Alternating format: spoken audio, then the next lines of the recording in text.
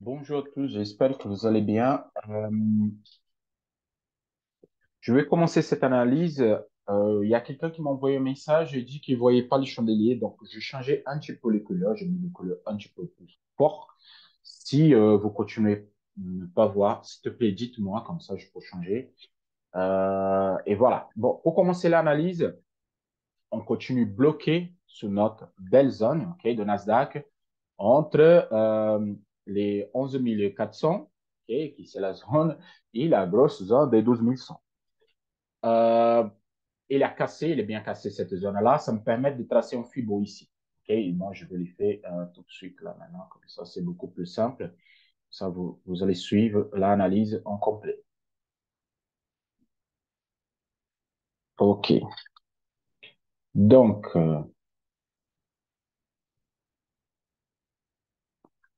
qu'est-ce que moi j'attends pour le Nasdaq? Désolé de passer ici, ça va faire un petit peu plus de lignes, mais moi je mets les zones comme ça tout le monde voit. Pour aujourd'hui, deux options. Casse vers le bas, et là j'attends de la zone de 11 350, et à partir de là, c'est un swing trade à l'avant jusqu'à 11 000 chiffres ronds. Donc aujourd'hui, c'est une journée cruciale pour la clôture de la semaine. Okay? Parce que si la semaine est la clôture plus bas que 11 350, ça veut dire que le Nasdaq invalide la figure, cette figure que nous avons depuis longtemps ici, et il va retourner à zéro. Donc on revient tester la zone des 40% plus bas. Par contre, comme on a fait un plus bas ici, si on clôture supérieur à 11 600 aujourd'hui, ça veut dire qu'à long terme, et celle-là, c'est la bonne, parce que là, les héliotistes, maintenant, ils vont comprendre qu'est-ce que je parle. Si vous tracez ici, vous avez un triangle inverse qui ça fait un plus haut, un peu plus bas. Donc, on en passe pour le troisième plus haut et on passe pour le troisième plus bas. Donc, ça veut dire que la prochaine onde Elliott, ça va être beaucoup plus long. Je vais faire la ligne et après, je vais supprimer. Ça, vous allez comprendre. En fait, il y a ça. Changement de couleur pour être plus simple. Et là. Donc, les héliotistes, ils vont comprendre qu'ici, il y a cette ligne-là et celle-là. Donc, vous faites A, B, C, 2, ou E, ça va être beaucoup plus loin. Donc là, je vais tirer la ligne vers là-haut. Donc le E, ça va être la zone entre 12 400 voire 12 500. Donc, qu'est-ce que moi je veux dire avec ça? Cette clôture supérieure à 11 600, ça me valide en Fibonacci, OK, qui me donne un point d'entrée à 50%. Et quand moi je mets le Ishimoku sur place, les 50%, ça donne une excellente validation. Sur H4, qu'est-ce que ça me rapporte? Ça nous rapporte une validation ici, à ce niveau-là, pour aller chercher les 100%. C'est les 12 100, on revient au dernier plus haut. Donc la clôture d'aujourd'hui, elle est très, très importante. Mon objectif pour rentrer en position là maintenant, c'est hyper simple. Je vais attendre l'ouverture de marché. Okay? Je vais attendre aussi les résultats d'inscription hebdomadaire au chômage qui c'est à 14h30. Parce que là, j'ai tracé ce trim. Il y avait un deuxième qui a été validé la figure. Et là, il a fait la casse. Malheureusement, je n'étais pas devant le graphique, je n'ai pas pris cette casse. Donc, je reviens sur M15 pour vous comprendre qu'est-ce que je veux dire avec ça. Le point d'entrée magique, il était là. Bon, il y avait ce triangle hier. Il était validé la figure. OK, validé. Ça, je vais supprimer pour ne pas embêter. OK. Celui-là, c'était le point d'entrée. OK, à 7h30 du matin. Je n'étais pas devant le graphique, donc je ne suis pas pris. Comme mon objectif qui a été fait déjà le TP. Donc, la journée, elle a été faite là. Mais malheureusement, je ne pouvais pas prendre. Comme je sais qu'à 14h30, il y a l'inscription hebdomadaire au chômage, et à 15h30, il y a l'ouverture des marchés. Donc, on va être un petit peu par là. Deux options.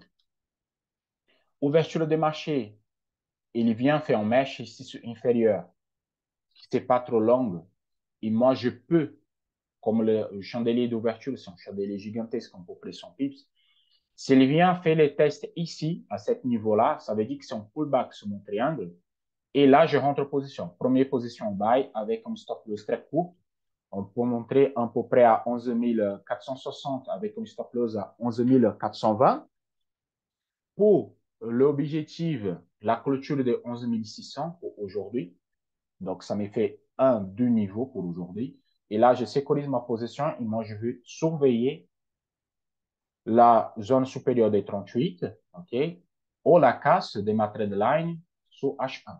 Je reviens sur H1 pour vous montrer. Là, comme objectif pour aujourd'hui, avec un trade sécurisé, clôture de 5%. S'il va évoluer, je le laisse pour demain et j'attends de demain qu'est-ce que le marché va me réserver. Bien, si on casse vers le bas pour venir pour clôturer inférieur à 23%, ça veut dire qu'il ne va pas valider le FIBO. Donc là, c'est bon, c'est fin de semaine, je clôture tout. Par contre, si mon trade est sécurisé et aujourd'hui, j'attends ce niveau de 11 000%, ou si je casse cette trade line en H1, que je ne crois pas, ok, ça va être un petit peu pour lundi. Donc, s'il me fait ça, je le laisse traîner en swing trade jusqu'au 100%. Pour la semaine prochaine, jusqu'à là, à 12 100. Okay? Donc, je vais surveiller exactement ça pour le Nasdaq pour pour clôture de demain et pour la semaine prochaine. Ça, c'est le planning. Si ça se passe mal, on casse 11 400, je ne vais pas tenter cette vente-là. Je ne vais pas tenter. Okay? Honnêtement, je n'ai pas envie de les faire, surtout que c'est jeudi déjà. C'est jeudi. Même si j'ai un clôture ici inférieur, il faut qu'il me casse 11 400 pour essayer une petite vente jusqu'à 11 300, mais si on vend un petit peu de giro parce qu'on a déjà le plus bas. Parce qu'aujourd'hui, on a essayé de tester, ça a échoué déjà. OK? Donc, c'est observer le marché pour l'ouverture et la inscription hebdomadaire au chômage. Par contre, à 16 heures, il y a aussi les stocks de gaz naturel. C'est une annonce importante pour aujourd'hui. Pour aujourd'hui, spécifiquement, c'est important parce que l'Europe, elle souffre avec les gaz. Okay? Il y a des problèmes en Russie, tout ça. Donc, c'est observer la journée d'aujourd'hui, elle est très importante pour l'avenir de la semaine prochaine. Le Dow Jones, journalier pour le Dow Jones. OK. Situation de Dow Jones est un petit peu plus simple. On a fait un plus bas. Et là, c'est la zone où les acheteurs les prennent la main. Vous voyez, il y a pas mal de mèches. Donc, ça fait 3 jours qu'on essaie de casser cette zone et ça ne reprend pas. Lui, c'est un peu la même dynamique. On trace un FIBO, mais pour contre, lui, pour retourner, c'est un casse de 33 700. 33 700, ça veut dire qu'on peut reprendre la tendance haussière. Pour faire des ventes, là, c'est un peu dangereux parce qu'on a un support à 33 300. On a la zone à 33 200, donc c'est un peu compliqué de rentrer sur les positions là maintenant. Possiblement à court terme, oui. OK, à très court terme, oui. Par contre, il m'a fait 3 tests déjà. Il ne casse pas. Et il n'a pas validé son triangle comme le Nasdaq. Vous avez vu, le Nasdaq, il a cassé, il a commencé à partir déjà. Lui, non. Donc, il peut venir tester encore une fois ici et après la casse. Mais ça va être à peu près pour l'annonce de stock de gaz. On peut voir vers ces heures le stock de gaz en annonce positive et à partir de là, il faut continuer à monter. Lui, aujourd'hui, dans le triangle, il m'a donné des signaux. Comme j'ai dit, celui-là, il était validé déjà. Il m'a donné des signaux pour clôturer ma journée, mais bon, je n'étais pas devant les graphiques à cette heure-là, donc je ne suis pas pris. S'il me casse, je peux tenter un niveau, je peux tenter deux niveaux. C'est un peu dangereux. Ça dépend de comment le marché va ouvrir. Okay? Ça dépend beaucoup de l'annonce d'inscription hebdomadaire au chômage. Mais qu'est-ce que j'attends? 14h30, on va être un petit peu par là. Si elle continue à faire cette range, il y a 15h30, là, elle me fait une bougie positive. Il m'a fait un OPR à la casse, je peux rentrer pour essayer un niveau et deux niveaux, pourquoi pas. Par contre, s'il me fait un OPR négatif, donc là, c'est tenter à la vente à 33 500, mon petit trade à 33 200, on peut 1200 pips à prendre. Mais moi, je veux tenter cette bail-là jusqu'à 33 700. Mais la vente en swing, c'est 33 700. Okay? Là, c'est pour les gens qui sont tranquilles, on dirait comme ça, en plus de sécurité. Le bail, c'est à 33 700 à partir de là où il faut tenter un bail pour aller chercher les plus hauts. Mais là, c'est la bail en sécurité. Là, c'est un peu risqué. Les ventes en sécurité, c'est à 34 400 pour venir tester les 100% à 33 200. Donc, le vente en sécurité, c'est ici. Bail en sécurité, c'est là. Là, on va tenter pour la ouverture de marché. Le DAX,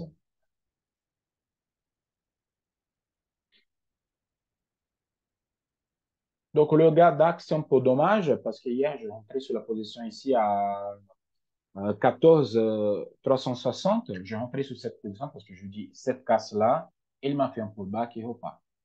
Je vais tenter un buy ici, ok? 14 150. Ici, je tente un buy en swing trade, ok? Pour venir sur la zone de 14 400. Je rentre là avec un petit stop loss à 14 000 chiffres ronds et ça, on parle de swing trade.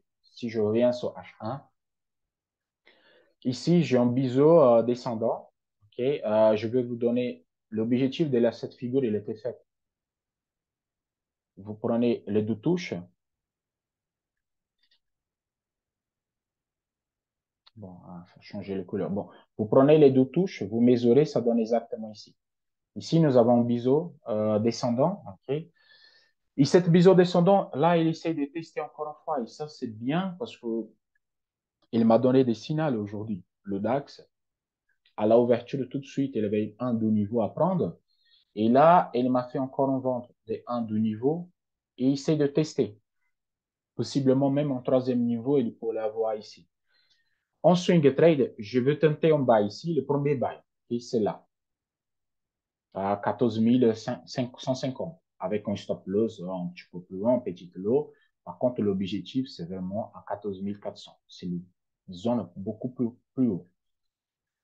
Pour aujourd'hui, s'il me casse, il teste, il me casse le drapeau descendant, ok, le biseau descendant, pardon. S'il me casse ici, je peux tenter un bail. Le bail de sécurité, c'est à 14 300, ok, pour prendre du niveau, parce que les ventes, elle est morte déjà.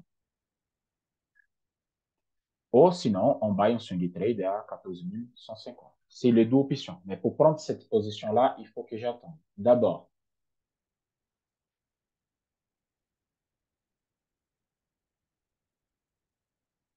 je rentre à la mèche. Il vient, il fait une mèche, il retourne clôture intérieure. Là, il fait la mèche, là, ça veut dire que c'est le signal que les acheteurs, ils ont pris la main ici.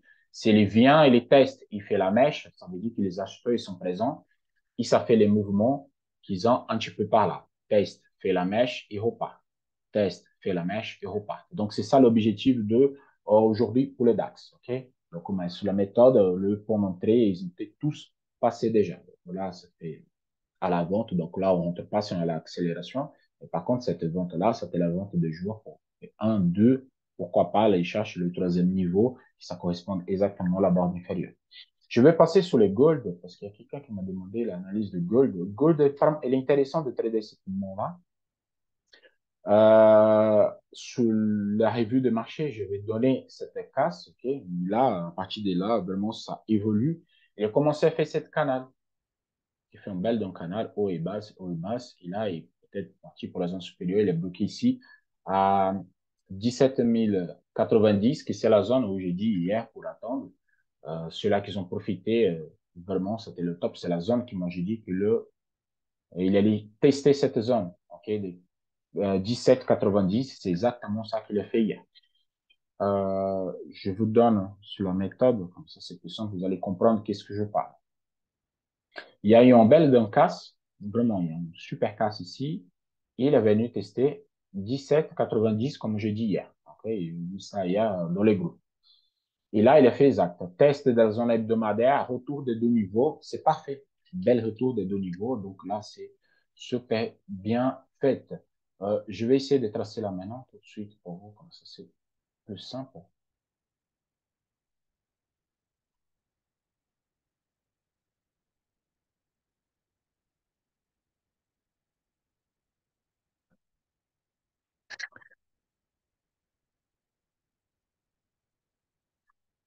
C'est la bonne zone. Bon, je vais mettre deux niveaux parce qu'il travaille toujours deux niveaux. Donc là, c'était bon. Bon, ça donne une petite vente, là. L'objectif n'est pas donné. Pour l'instant, ceux qui sont entrés à la vente, ils travaillent. Mais bon, casse de 17,90, on peut tenter. Pourquoi la zone de 18, OK, à 1800, le chiffre rond. Mais par contre, là, on a l'objectif d'aujourd'hui qui est possiblement il était à temps. Si moi, j'ai tracé correctement ici. Là, c'est bon. Ah non, c'est ça. Ouais, c'est exactement ça. Donc là, la vente, elle a été faite déjà pour aujourd'hui. Donc, je crois qu'il va bientôt, l'objectif, il va attendre. Pas trop de mouvements, il faut attendre les résultats des OS pour voir qu'est-ce que ça nous donne comme objectif. OK? Donc, c'est tout. Restez attentifs pour le marché pour plus tard. Les points d'entrée, ils ont tous passé déjà. Donc là, il faut attendre carrément les ouvertures des OS pour prendre des décisions solides et on reste observateur parce que là, le marché fait sa pause. Et entre 8h30, là, il fait sa pause. Donc, tu vois, haut et basse, haut et basse. On attend des résultats, on attend de l'ouverture pour voir qu'est-ce que le marché nous réserve. Excellente journée à tous. On se voit demain. À la prochaine. Ciao, ciao.